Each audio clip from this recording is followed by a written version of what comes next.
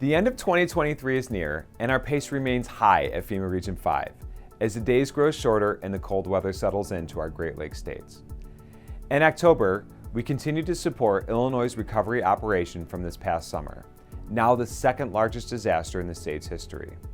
And as disaster work continued in Minnesota, our team also recently conducted joint preliminary damage assessments in the Chicagoland area after mid-September flooding impacted many of the same areas that also experienced prior damage just a few months prior. It is clear that disaster season no longer exists. It's now year-round, and the need for risk reduction actions has never been more apparent. To support these efforts, FEMA recently announced $1.8 billion for our FY 2023 Building Resilient Infrastructure Communities and Flood Mitigation Assistance Grant programs.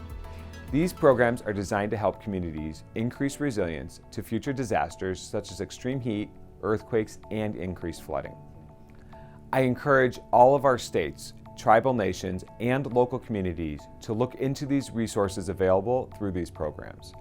Our website offers a wealth of information to help you get started.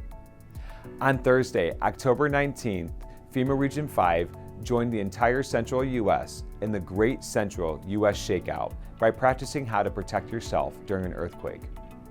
The Great Central Shakeout provides us an opportunity to learn what to do before, during, and after an earthquake. Earthquakes can happen anywhere in the country, and you could be anywhere when an earthquake strikes, at home, at work, at school, or even on vacation.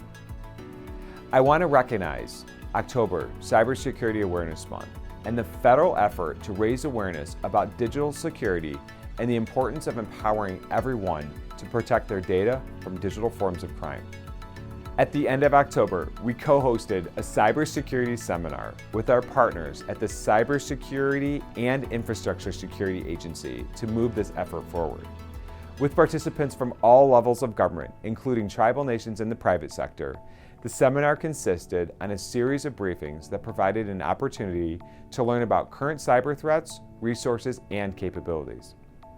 While we know the disaster landscape is ever evolving and expanding, it is imperative that we recognize many new risks are emerging from the electronic devices we rely on every day.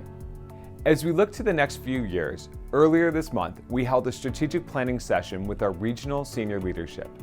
This provided us the much-needed time and opportunity to talk about our region's current and future risk, capacity to build resilience, and two major thought leadership engagements as we move into 2024.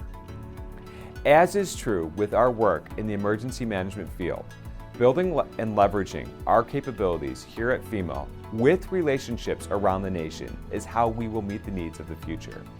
We need to imagine the biggest challenges and come together collectively to prepare for it. As we look to 2024 and beyond, now is the time to do just that.